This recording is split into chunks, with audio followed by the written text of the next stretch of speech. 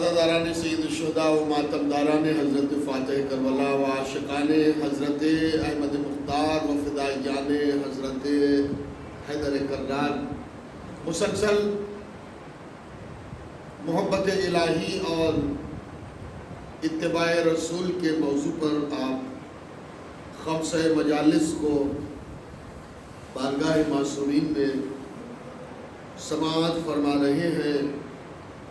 آج کی تیسری مجلس آپ سماعت کرنے کے لیے حاضر ہوئے ہیں، اور یقین جانیے کہ اللہ نے جو شرف، جو بزرگی اس قوم کو مجلس حسین جیسی عطا فرمائی ہے، کائنات عالم میں کسی بھی قوم کو یہ شرف اور بزرگی نہ نصیب ہوئی تھی اور نہ نصیب ہوئی ہے اور نہ محشر تک نصیب ہو۔ صلوات پڑھیں محمد۔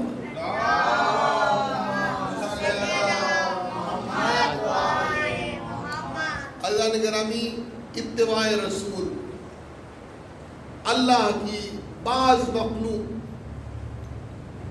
اللہ کے دروازے پہ پہنچی تو، لیکن اللہ نے یہ کہہ کے نکار دیا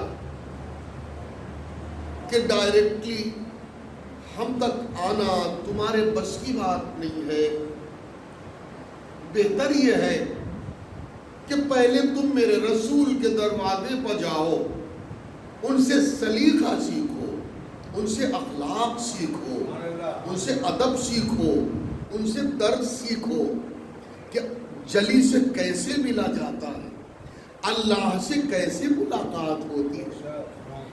آج سمجھتا چلتا ہے گرامی، مختصر لمحات ہیں لیکن اعتبارات سے خالی نہیں ہے، اور ہے بھی ظواہر کائنات کو اگر آپ ملحوظ خاطر رکھیں گے کہ اتنی تبلیغات کے باوجود بھی ایک طبقہ ابھی بھی ایسا ہے نالائق اور نصیب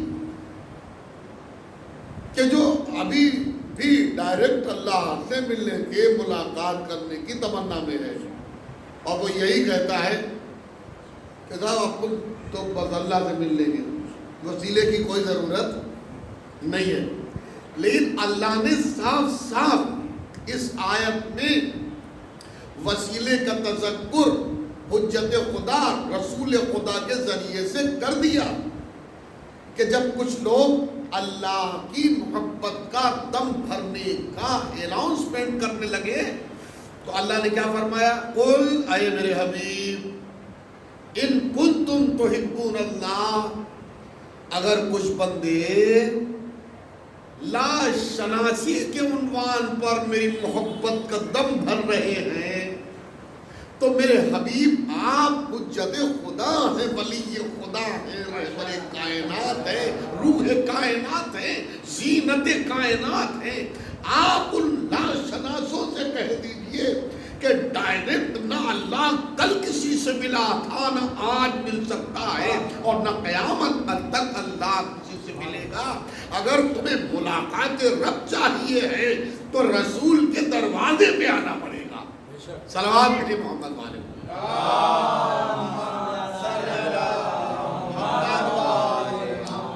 اگر تم محبت کرنا چاہ رہے ہو اور تمہارا دعوی محبت ہے کہ ہم اللہ سے محبت کرتے ہیں تو اللہ فرما رہا اپنے حبیب سے، تم اپنی امت کو سمبودھت کر دو، خطاب کر دو، سمجھا دو، بتا دو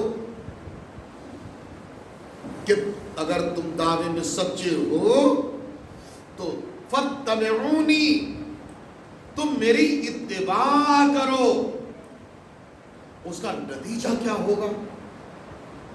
یحببکم اللہ، کہ اللہ ایٹومیٹکلی تم سے محبت کرنے لگے گا۔ جب تم رسول کی اتباع کرنے لگو گے تو اللہ تم سے خود محبت کرنے لگے گا، تمہیں اللہ سے محبت کرنے کی ضرورت نہیں پڑے گی۔ توجہ عزیزان گرامی، یعنی دیکھیے فرق ہے، حبیب ہونا اور ہے، خلیل ہونا اور ہے، خلیل ہونا اور ہے، حبیب ہونا اور ہے۔ اب میں صفت کو واضح کروں کہ خلیل میں اور حبیب میں فرق کیا ہے۔ کہ جو خود سے اللہ کو چاہے اسے خلیل کہتے ہیں. ارے میں کیا کر رہا ہوں جی. جو خود سے اللہ کو چاہے اسے خلیل کہتے ہیں اور اللہ خود جسے چاہے اسے حبیب کہتے ہیں. صلوات پڑھیں محمد والے.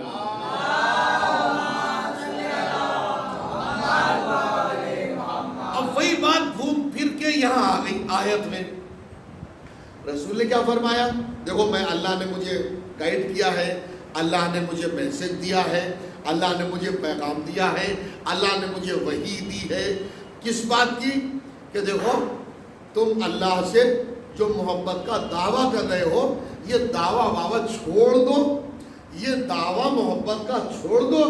صرف تم اتنا کرو کہ جو ہم کرتے چلے جا رہے ہیں تم پیچھے پیچھے اس کو انجام دیتے چلے جاؤ. نتیجہ یہ نکلا گا کہ اللہ تم سے محبت بھی کرنے لگے گا, وَيَغْفِرْ لَكُمْ ذُنُوبَكُمْ, اور اللہ تمہاری پوری لائف میں جتنے بھی گناہ تم سے سرزد ہو گئے ہیں ان کو معاف بھی کر دے گا. یعنی دو فائدے ہوئے. دعویٰ نہ کر کے اتباع رسول میں دو فائدے سامنے آئے. پہلا فائدہ کیا ہوا کہ اللہ دعووں کو پسند نہیں کرتا ہے. اعضاء و جوارح اور کردار سے جو حسن عمل کی تصویر ابھر کے عالم وجود میں آتی ہے اللہ اس تصویر با حسن سے محبت کرنے لگتا ہے جو اتباع رسول کے پیکر میں ڈھل کے آتی ہے. تو اتباع رسول کا تو رقبہ بہت بڑا ہے. کچھ لوگ چلے بھی, چلو صاحب رسول کی اتباع کرنے چلتے ہیں. رسول نے سوچا اب امت دھیرے دھیرے میری اتباع میں آ رہی ہے, اور کچھ لوگ تو یہاں تک کہ کہنے لگے ہمیں قرآن کافی ہے. نہیں سمجھو میں کیا عرض کر رہا ہوں. رسول نے جب دیکھا کہ صورتحال تبدیل ہو رہی ہے تو اب اتباع کا طریقہ بدل دیا. کہیں علی کو ہاتھوں پہ اٹھا رہے ہیں. دیکھیں میں کچھ عرض کر رہا ہوں آپ کے خدمت میں, بہت بڑا میسج ہے, خدا کی قسم میسج ہے. محبت کا معاملہ ہے نا, اللہ سے محبت کا معاملہ. تو اللہ نے اپنی مخلوق کو نبی کے دروازے میں بھیجا کہ جاؤ جو میرا پیغمبر کرتا ہوا نظر آئے تم وہی کرتے رہنا, اللہ تم سے محبت بھی کرے گا, اللہ تمہارے گناہوں کو بھی معاف کر دے گا. تو اب رسول نے جب یہ دیکھا کہ اللہ نے اپنی میری قوم کو, میری امت کو, اپنی مخلوق کو میرے دروازے میں بھیج دیا ہے تو اب کارناموں کا طریقہ بدلا. کہیں حسن کو پشت پر سوار کر رہے ہیں, کہیں حسین کو پیٹھ پر سوار کر رہے ہیں, کہیں سیدہ کا کھڑے ہو کے احترام کر رہے ہیں, کہیں علی کو ہاتھوں پہ اٹھا کے مولا بنا رہے ہیں, کہیں کاندھوں پہ کعبے میں سوار کر کے بتا رہے ہیں کہ جو ہم کریں وہ تم کرو. یہی اتباع رسول ہے. صلوات پڑھیں محمد.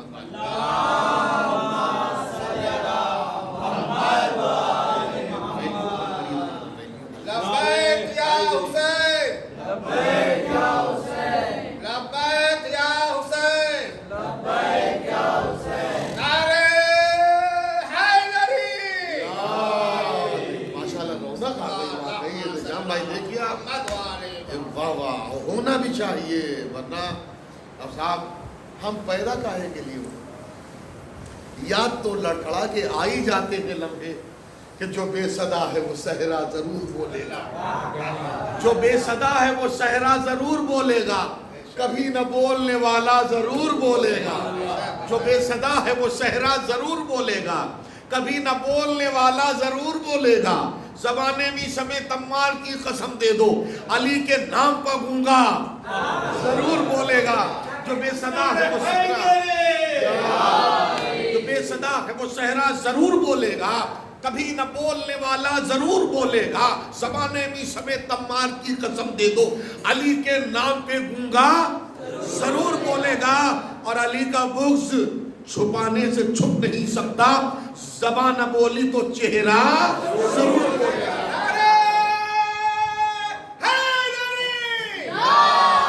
نعرہ سلوہ.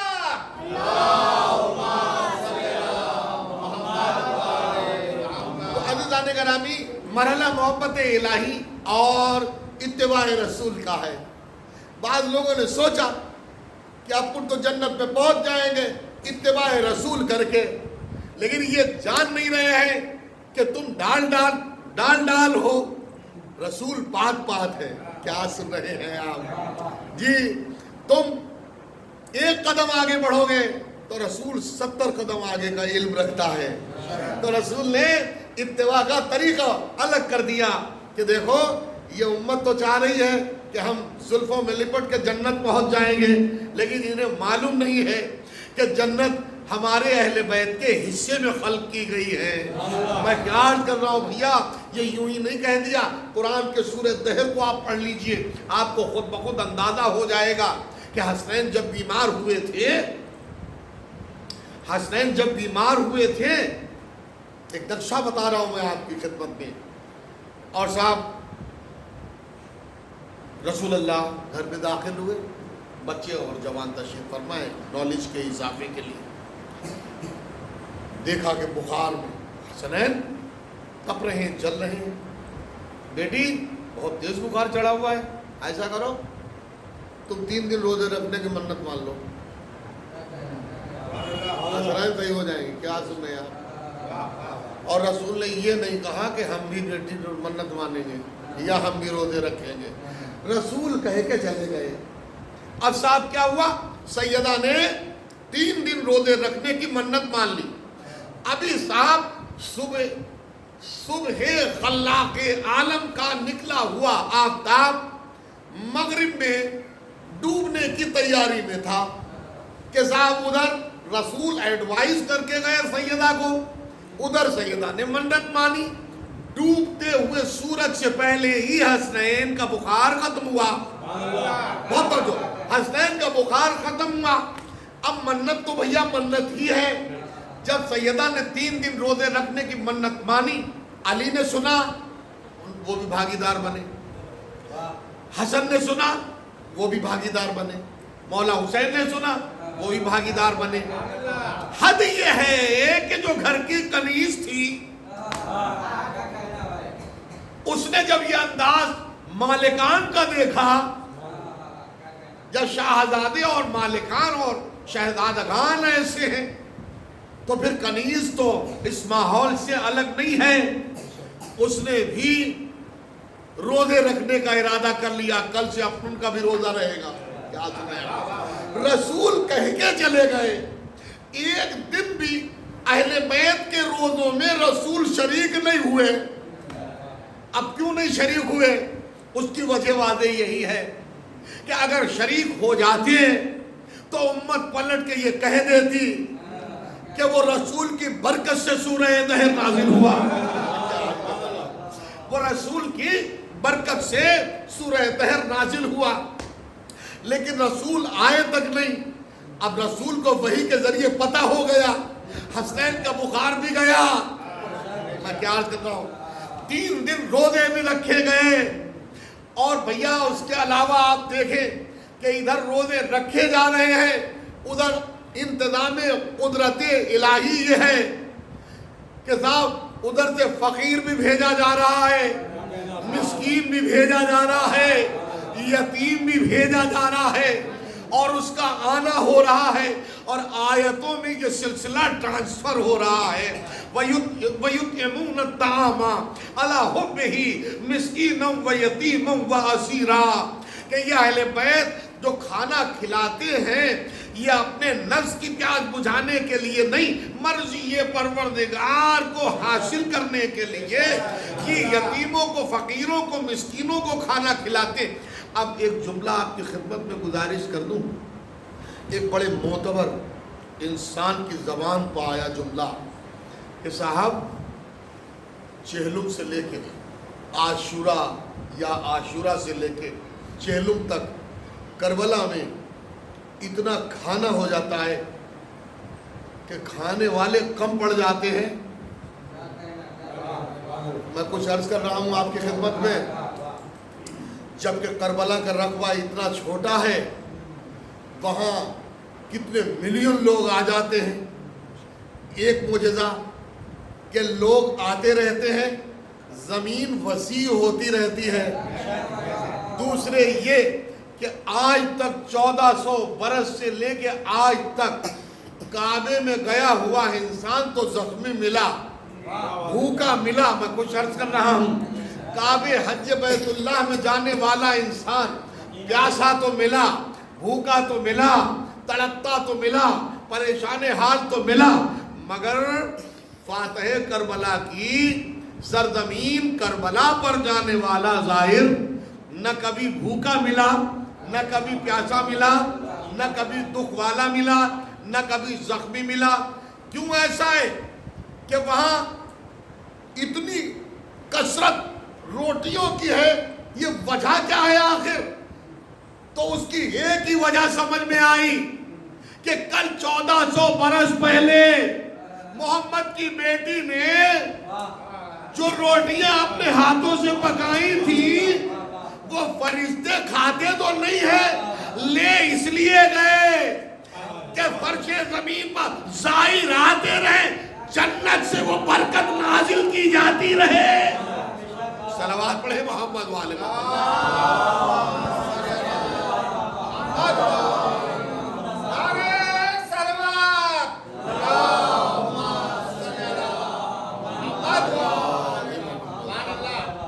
وہ برکت ہے خدا کی قسم. اور یہ تو سچ ہے نا, آج تک کبھی آپ نے سنا نہیں ہوگا. کچھ لمحے ذہن میں آ جاتے ہیں, وہ گزارش کر دیتا ہوں, ہر چیز کتاب میں تھوڑی لکھی ہوتی ہے, کچھ چیزیں ادھر سے بھی آ جاتی ہیں. میں کیا عرض کر رہا ہوں, کچھ چیزیں ادھر سے, اسی کو کہتے ہیں القاء. اللہ کی طرف سے بھی القاء ہوتا ہے نا کچھ چیزوں کا. آپ نے سنا بھی نہیں ہوگا عزیزان گرامی کبھی بھی, جو یہ لمحات کہ اس طریقے سے خدا کو فرشتہ جب روٹی کھاتا نہیں ہے تو لینے آیا کیوں؟ جب کھاتا نہیں ہے تو لینے آیا کیوں؟ وہی وجہ ہے, کھاتا نہیں ہے وہ, لیکن یہ انتظام آنے والے زمانے کے لیے قدرت کو کرنا تھا.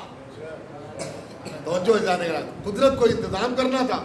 اور یہ قیامت تک کتنی روٹیاں ہیں؟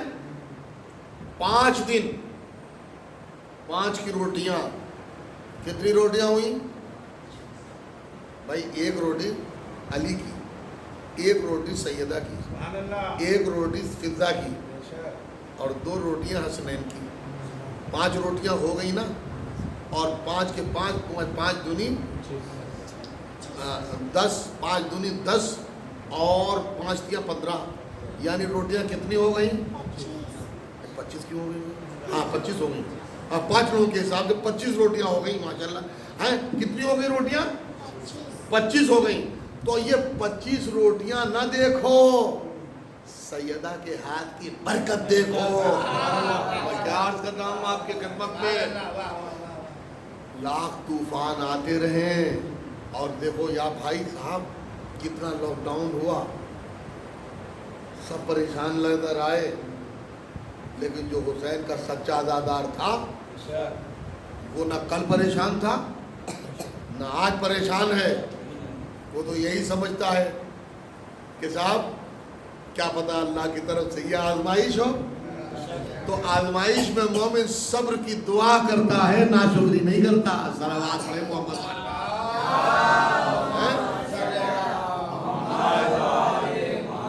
اب ہمارے گرامی دیکھیے, امتحان سب کو نہیں ملتے, حادثے تو سب کو مل جاتے ہیں. آپ سمجھ رہے ہیں, حادثے تو سب کو مل جاتے ہیں علیہ السلام, لیکن امتحان سب کو نہیں ملتے. امتحان صرف انہی کو ملتے ہیں جن کو خلد جانا ہے. جن کو خلد جانا ہے ان کی آزمائش ہے. منکرین کو ہرگز, منکرین کے ہرگز امتحان نہیں ہوتے. تو امتحان منکروں کے نہیں ہوتے, امتحان کس کے ہوتے ہیں؟ مومن کے. اللہ نے مومن کو اتنا پاک اور مقدس اپنی زبان میں سمجھا ہے, اسی لیے امتحان اس کے حصے میں رکھا. تو میں جو گزارش کر رہا ہوں عزیزان گرامی, یہ جو ایام چل رہے ہیں، یہ جو ایام چل رہے ہیں، تھوڑی سی کچھ تنبن ہو جاتی ہے، ہم ذرا دیر میں آستینیں الٹ دیتے ہیں. ارے غصے کو قابو میں رکھیے. جو مسکراتے ہوئے چہرے کا اٹیکشن ہوتا ہے وہ غصیلے چہرے کا اٹیکشن نہیں ہوتا. میں کچھ عرض کر گیا آپ کی خدمت میں. جو حسن اخلاق میں اثر ہوتا ہے وہ غصے میں اثر نہیں ہوتا. آسان ہے. اب اتنی تمہید کے بعد 2 لمحے قیمتی میں آپ کی خدمت میں گزارش کرنا چاہ رہا ہوں عزیزان گرامی. کس کے یہ زمانہ کس کا زمانہ ہے؟ حضرت سید سجاد عابد اللہ امام حسین آپ غور فرما رہے ہیں. یہ مولا کا زمانہ ہے. کربلا کے بعد کس کا زمانہ ہے؟ سید سجاد کا زمانہ. میرے استاد محترم کاظم جرگلی صاحب کہتے ہیں کربلا کے بعد بھی تم سید سجاد ہو. کربلا کے بعد بھی تم سید سجاد ہو. کربلا کے بعد بھی تم سید سجاد ہو. دوسرا ہوتا تو کہہ دیتا خدا کوئی نہیں. آپ کیا کہنا کہہ کے خاموش ہو گئے، لیکن اس میں پورا رمز الہی چھپا ہوا ہے. ابھی فضائل کی منزل پہ ہوں میں، اس لیے 4 مصرے میں اپنے سناؤ تاکہ پتہ چلے کہ سید سجاد کس منزل معراج کا نام ہے. جہاں جہاں بھی تیرے نقش پا نظر آئے، جہاں جہاں بھی تیرے نقش پا نظر آئے وہ سرزمین ہمیں کربلا نظر آئے. جہاں جہاں بھی تیرے نقش پا نظر آئے وہ سرزمین ہمیں کربلا نظر آئے. اور کمال ضبط کی منزل پر سید سجاد، کمال ضبط کی منزل پر سید سجاد کبھی حسین کبھی مرتضیٰ نظر آئے. اب آپ یہ عظمت پہچانیے کہ سید سجاد کس عظیم شخصیت کا نام ہے. چھوٹی سی مصیبت ہو جاتی ہے حضور، ارے کہاں بیٹھا ہے وہ، ارے اس نے تو کچھ سوچا نہیں. کیا 1 منٹ میں اللہ تک پہنچ جاتا ہے انسان. ناشکری کا آپ کا سلسلہ تمام ہو جاتا ہے اور سمجھے شکر کے تمام دروازے بند ہو جاتے ہیں. ارے میرا بھائی بھی مر گیا اور میں جیل میں بھی پہنچ گیا اور اس نے کچھ نہ کیا میرے لیے، اور اس نے کچھ نہ کیا میرے لیے. اور صاحب میری بہن بھی مر گئی، اور صاحب میں نے یہ کیا، میں گڈھے میں بھی گر گیا، بائک سے چوٹ بھی لگ گئی. پتہ نہیں یہ کیا کیسا پروردگار منظر میں پیش کر رہا ہوں کہ کربلا کے بعد بھی تم سید سجاد ہو. آئے آئے آئے. یعنی اتنے عظیم سے عظیم ظلم و ستم کے بعد بھی سید سجاد اس اللہ کو سجدہ کر رہے ہیں، اسی کو سبحان ربی الاعلیٰ و بحمدہ کہہ رہے ہیں. اگر اس منزل پر کوئی دوسرا ہوتا تو کہہ دیتا کوئی خدا نہیں ہے، کیونکہ بچایا ہوتا تو خدا سمجھا جاتا. لیکن اب وہی بات ہے، جزوی مومن اور ہوتا ہے، کلی مومن اور ہوتا ہے. آپ سمجھ رہے میں کیا عرض کر رہا ہوں؟ چھوٹے درجے کا انسان اور ہوتا ہے، بڑے درجے کا انسان اور ہوتا ہے. یہ سید الساجدین ہے. کون ہے؟ سید الساجدین. بھائی نمازیں تو سب نے پڑھی، انبیاء اولیاء سے سب، لیکن آج تک کسی کو یہ لقب ملا؟ سید الساجدین کسی کو لقب ملا ہے؟ کسی امام کا، کسی معصوم کا، کسی پیغمبر کا، کسی نبی کا، کسی صاحب شریعت کا یہ لقب نہیں ہے بھائی. اب میں وہ ادا پیش کروں گا تاکہ آپ کا انداز بھی انشاءاللہ ہنستے ہوئے گلاب کی طرح سامنے آئے. زین العابدین ہے، عالم و آدم کی کائنات میں کسی کا لقب نہیں ہے. سید الساجدین ہے تو یہ چوتھے امام، اور زین العابدین ہیں تو یہ چوتھے امام. اچھا بچے بیٹھے ہوئے ہیں، اس لیے میں یہ گزارش کرنا چاہوں گا کہ سید الساجدین کا مطلب کیا ہوتا ہے؟ سید الساجدین کا مطلب ہوتا ہے سجدہ کرنے والوں کے آقا اور مولا اور سردار، یعنی کائنات عالم میں جتنے بھی لوگ سجدہ کرنے والے ہیں سب کے سید و سردار کو عابد بیمار کہتے ہیں، چوتھے امام کہتے ہیں۔ میں کیا عرض کر رہا ہوں، کیوں سردار کیوں ہوئے؟ کیونکہ ہمارے سجدہ کرنے میں موبائل کی ٹنکوری کا احساس رہتا ہے، اور ان کے سجدہ کرنے میں اگر 12 سے لے کے 25 منہ اختیار کر کے بھی ابلیس انگوٹھا چبانے کی کوشش کرے اور انگوٹھا چباتے چباتے ابلیس تھک بھی جاتا ہے تو بھی ان کے احساس عبادت میں ذرہ برابر بھی فرق نہیں آتا۔ صلوات پڑھے محمد والے محمد۔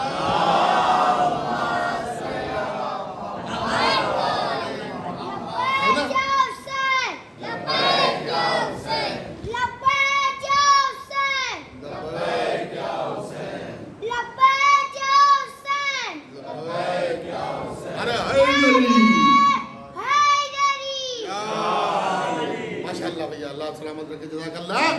تو آپ نے دیکھا یہ کیوں ہے سید الساجدین؟ یہ اس واسطے ہے سید الساجدین۔ ہم اور آپ کو اگر تھوڑا سا مچھر بھی کاٹ لے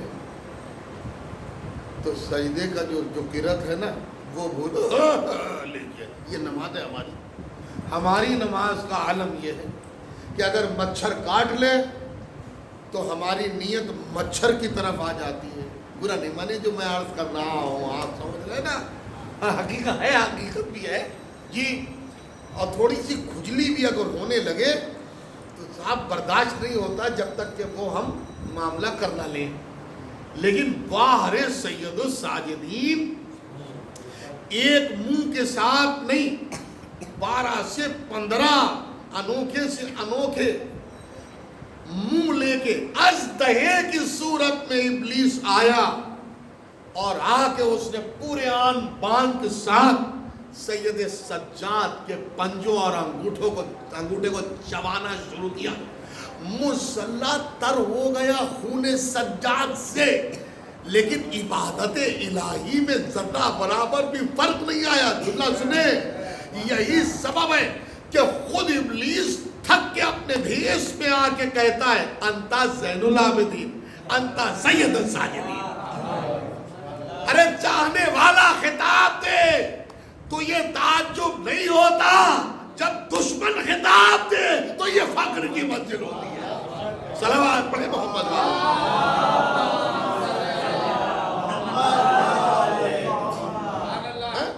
دشمن کہے کہ آپ ایسے ہیں، یہ افتخار کی منزل ہوتی ہے۔ عزیزان گرامی، یہ چوتھے امام ہیں، اور حضور ایک شخص آ گیا یہی سننے کے بعد کہ سید الساجدین ہیں، چوتھے امام زین العابدین ہیں، چوتھے امام۔ مولا بڑا نام ہے آپ کا، ہمہ شبہ ہوتا تو تھوڑے رسولے بھی منگوا لیتا، گرم گرم سموسے بھی منگوا لیتا کہ بھئی اچھا ہے اپنا کوئی ایک کینڈیڈیٹ تعریف کرنے والا مل گیا، اور کوئی چیز کی ضرورت ہو تو اور بتاؤ بھائی، تاکہ سلسلہ بڑھے اور کینڈیڈیٹ بڑھے۔ کیا سن رہا ہے میرا مجمع؟ لیکن مخلوق کے خوش آمدی نام و نمود پر پلنا اور ہے، مشیت الہی کا پیکر بن کے زین العابدین ہونا۔ ایک شخص آ گیا اور کہنے لگا ارے مولا آپ کی عبادت پورے زمانے میں مشہور، آپ کی عبادت آج سید الساجدین ہے۔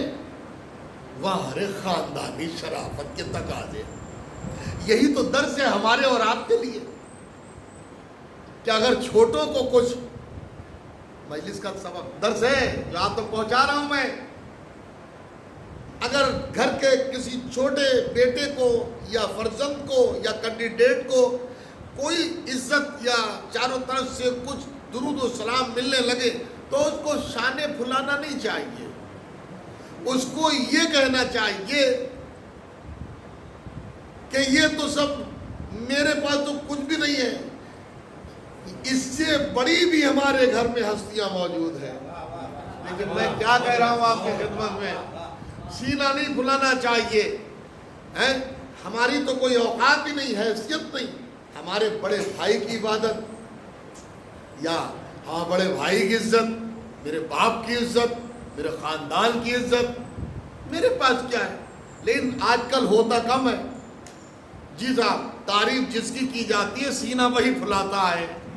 تو یہ سید سجاد کی سیرت کے خلاف ہوا نا۔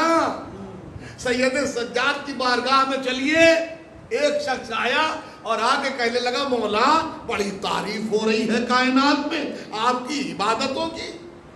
تو مولا نے فرمایا چپ چاپ ادبا، کیا کہتا ہے؟ مسکرا کے صلوات تو پڑھیے محمد۔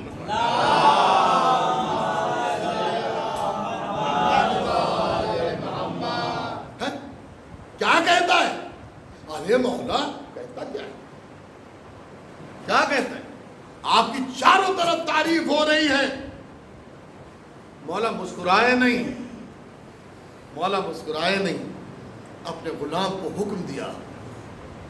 آئے ہے میں کیا عرض کر رہا ہوں بھائی، یہ مجلس کا ماحصلی رخ ہے جو اس وقت آپ کی خدمت میں حاضر کیا جا رہا ہے۔ رہتی زندگی تک یہ لمحہ فراموش نہ کرنا بچوں، کتنا ہی نام بڑا کیوں نہ ہو جائے، لیکن اپنے گھر کے بزرگوں کا احترام کبھی نہ بھولنا۔ بہت توجہ دیدہ نگرامی، پیغام دے رہا ہوں میں مجلس میں، اور یہ لائیو پروگرام بہت دور دور تک جاتا ہے، اسی لیے آپ سب سید سجاد کے چہرے پر خوشی نہیں آئی، بس ایک افسوس کے ساتھ جملہ کہا، اے نانا کے امتی، کاش کہ تو نے میرے نانا، میرے دادا، کاش کہ تو نے میرے دادا علی کی عبادت دیکھی ہوتی تو تم مجھ پر فخر نہ کرتا، اور میرے دادا علی کی عبادت کے مقابلے میں مجھ جیسے سید الساجدین زین العابدین کی عبادت ایسی ہے جیسے سمندر کے مقابلے میں ایک قطرہ۔ بہت آرام سے میں نے سنایا ہے آپ کو، آپ نے بھی بہت آرام سے سن لیا، جی کچھ دھول دھکڑ مچانے کی ضرورت نہیں ہے جی، بس سبحان اللہ بول دیا کیجیے دھیرے سے، کہ جو لمحہ میں پہنچا رہا ہوں آپ تک بہت قیمتی لمحہ ہے، غیظ میں نہیں آئے، غصے میں نہیں آئے اور خوش بھی نہیں ہوئے، لیکن سمجھانے کے طور پہ سید سجاد نے سبق دیا کہ کاش کہ تو نے میرے دادا علی کی عبادت دیکھی ہوتی تو تم میری تعریف کرنا بھول جاتا۔ کیوں؟ اس لیے کہ دادا علی کی عبادت کے مقابلے میں میری عبادت ایک منزل قلیل کے بنیاد پر ہے، جیسے علی کی عبادت سمندر ہے اور میری عبادت اس کا ایک قطرہ ہے۔ کا یقین کیسے کریں؟ بہت توجہ عزیزان گرامی، کا یقین کیسے ہو؟ اب سید سجاد نے اپنے غلام کو حکم دیا کہ جب فلاں حجرے میں میرے دادا علی کا دیوان رکھا ہوا ہے اس کو اٹھا کے لے گیا۔ اب سید سجاد کا غلام کمرے میں گیا ہے، بیٹا مسکرات میں ایسے نہیں بیٹھتے، قاعدے سے بیٹھا کرو، پیر توڑ کے مجلس کا اخلاق کیا ہے، بڑے دیکھیں بیٹھے پیر توڑ کے بیٹھے، دیکھیے ماشاء اللہ صاحب مجلس میں پتہ ہے تم کو کون آتا ہے مجلس میں؟ معلوم ہے سیدہ طاہرہ آتی ہیں، بڑی بڑی ہستیاں آتی ہیں، رسول اللہ آتے ہیں، کہیں ان کی شان کے خلاف گستاخی نہ ہو جائے۔ بیٹا روک کے میں یہ بھی آپ کی خدمت میں عرض کر رہا ہوں کہ کل دھوکے میں نہ رہ جائیے گا، کل ایگزیکٹلی 8 بجے ماہر جعفری ممبر پر بیٹھ جائیں گے اور مجلس 8 بجے شروع ہو جائے گی، 8:30 بجے تمام ہو جائے گی۔ آپ لوگ غور سے سن لیجئے، اب جو ٹائم پاس میں رہتے ہیں وہ بائی پاس ہی رہیں گے، اور اللہ کرے کہ کوئی ٹائم پاس میں نہ رہے، کیونکہ علی والوں کو اللہ نے ٹائم پاس کے لیے خلق نہیں کیا ہے، فریضے کی ادائیگی کے لیے خلق کیا ہے۔ صلوات پڑھی محمد والے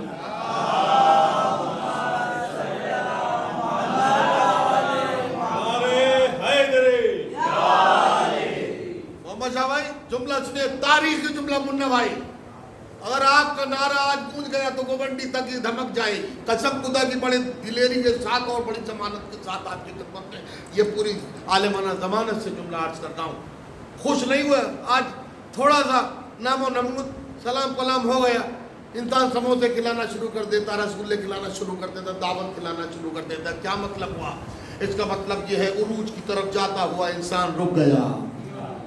ان سموسوں سے عروج کی طرف جاتا ہوا انسان رک گیا۔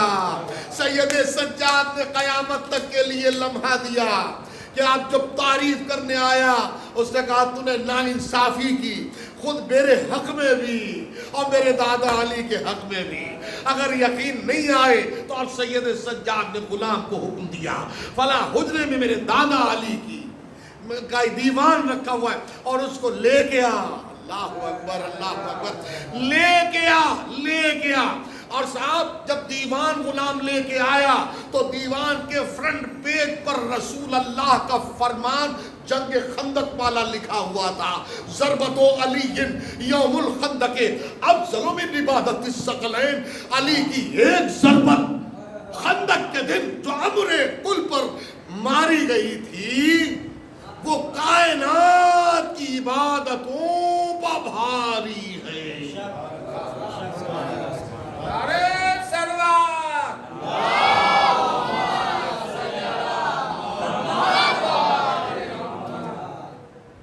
مولا نے آنسوؤں کے ساتھ فرمایا تو میری تعریف کر رہا ہے، دیکھ میرے نانا نے میرے دادا کے لیے کیا فرمایا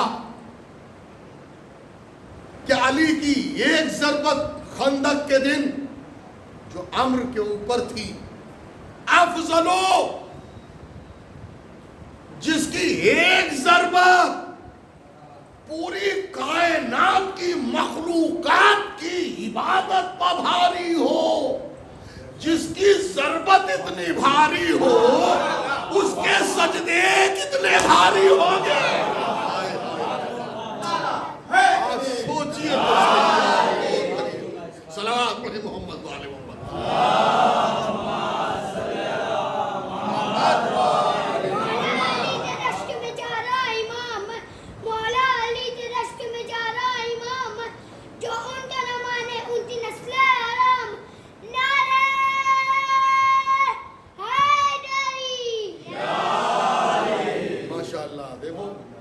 سلامت رکھے ذہن بڑھتا ہے، بات وہاں کیا ہو رہی ہے اور تولی عبادت جا رہی ہے۔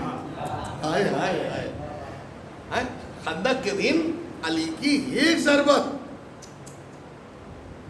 جو کل کفر پہ آئی، ایک ضربت، حالانکہ نہ جانے علی کی کتنی ضربتیں۔ اور کیا عرض کر رہا ہوں، خیبر میں کہیں مرحب پتھی، کہیں انتر پتھی، ایک ضربت پوری کائنات کی عبادتوں سے افضل ہے۔ تو سید سجاد نے اسے آئینہ دکھایا، دے تو میری عبادت کی تعریف کر رہا ہے، ارے میرا دادا تو اتنا عظیم ہے جس کی ایک ضربت آدم سے لے کے شب قیامت تک کی پوری مخلوق پر بھاری ہے۔ تو پھر سوچ امتی سوچ، جس کی ضربت اتنی بھاری ہو اس کی عبادت کتنی بھاری ہو۔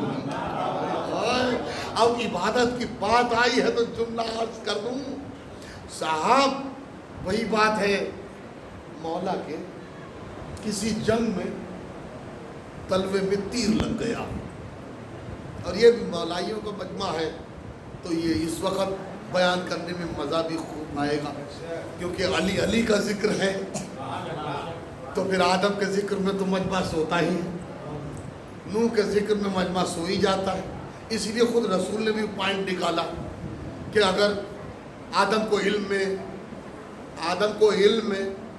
نوح کو تقوی میں، ابراہیم کو خلت میں، موسیٰ کو ہیبت میں، عیسیٰ کو زہد میں، یوسف کو حسن میں، یا ایوب کو صبر میں، یعقوب کو حزن میں، محمد کو جمال میں دیکھنا ہو تو وہ علی کے چہرے کی طرف دیکھ لے، ساری عبادتوں کا کمال اسے حاصل ہو جائے گا، ساری عبادتوں کا کمال اسے حاصل ہو جائے گا۔ تو عزیزان گرامی، یہ چوتھے امام علی کی منزل ہے، اور یہ پہلے علی کی منزل ہے۔ کسی جنگ میں تیر لگ گیا، اب تیر سے پہلے وہ لمحہ کسی نے پلٹ کے مولا سے پوچھا، مولا یہ بتائیے کہ صاحب وار تو بہت ہوتے ہیں آپ کے اوپر، لیکن وہ وار اچٹ کے الگ ہو جاتے ہیں، آپ کی اسکین تک کیوں نہیں پہنچتے؟ بہت توجہ عزیزان گرامی، مولائیوں کا مجمع ہے کہ آپ کے اوپر وار تو بہت ہوتے ہیں، لیکن آپ کے وار جو ہے وہ زرہ تک محدود ہو کے رہ جاتے ہیں، لیکن آپ کی اسکین تک کیوں نہیں پہنچتے؟ تو مولا نے مسکرا کے کہا کیسے پہنچے؟ کیونکہ زرہ کے نیچے حسنین کی ماں فاطمہ کے ہاتھوں کا میں سلا ہوا ایک کرتا پہنتا ہوں۔ اللہ اکبر، اللہ، بڑا سبحان اللہ بول دیا ہوتا آپ نے، سبحان اللہ کرو بھائی صاحب، گھر جنت میں گھر تیار ہوتا ہے، سبحان اللہ بولو، منہ بنا کے بیٹھنے سے کچھ نہیں ہوتا، مسکراؤ مسکراؤ، اپنی طہارت کا اعلان کرو کہ آپ کی ماں ہماری ماں باطہارت تھی، ابا کا خون پاک تھا جو مجلس حسین میں صلوات پڑھے محمد والے محمد۔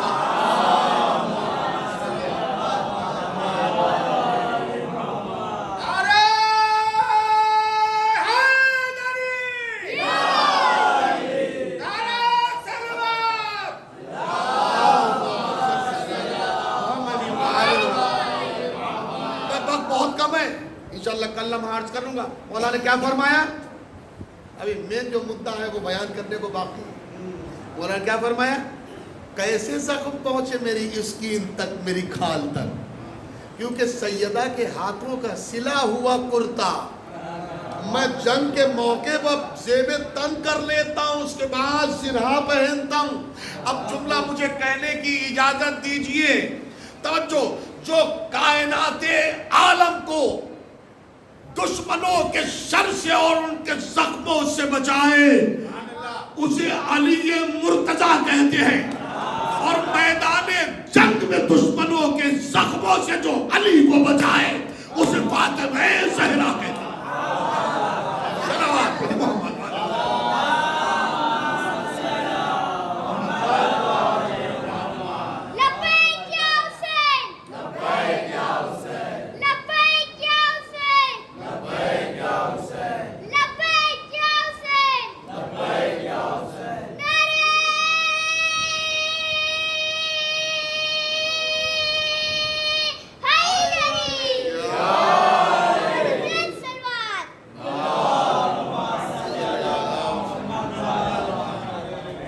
بس مومنین مولا سلامت رکھے، اور دیکھو وقت پورا ہو گیا، 10:30 بجنے کو آ گیا، ابھی مختصر 2 لمحے مصائب کے ہیں، سنو کل انشاءاللہ اللہ نے حیاتی تو آپ کی خدمت میں سید سجاد کے عنوان پر کچھ آپ کی خدمت میں گزارشات کرنے کی سعادت حاصل کی جائے گی۔ عزیزان گرامی، یہی وہ سید سجاد ہے عزیزان گرامی کہ کہنے والا کیا خوب کہتا ہے کہ ایسا قاتل کہ نہ سامان سفر تک چھوڑا، ایسا قاتل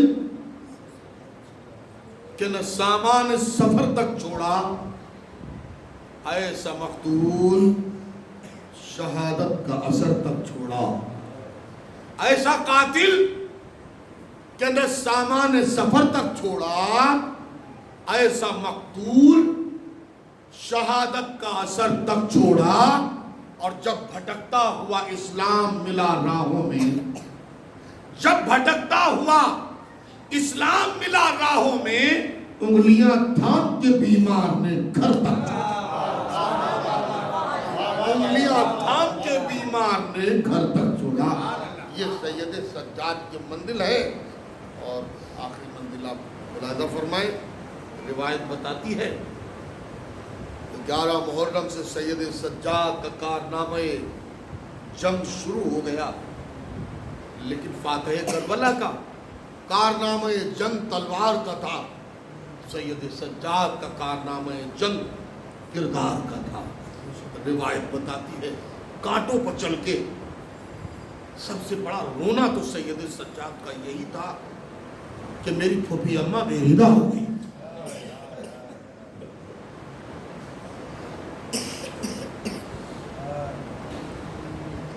میری سکینہ بے ردہ ہو گئی، میری ماں بے ردہ ہو گئی۔ کسی نے کہا بھی مولا شہادت تو آپ کی میراث ہے۔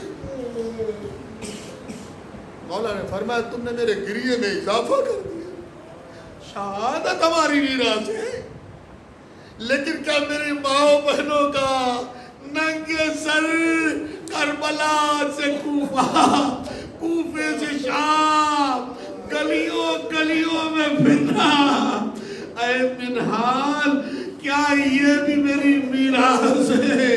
اللہ سید سجاد لٹے ہوئے قافلے کو لے کے جب دربار ابن زیاد میں آئے بہت روئے گے، مختصر سا لمحہ ہے لیکن بہت روئے گے۔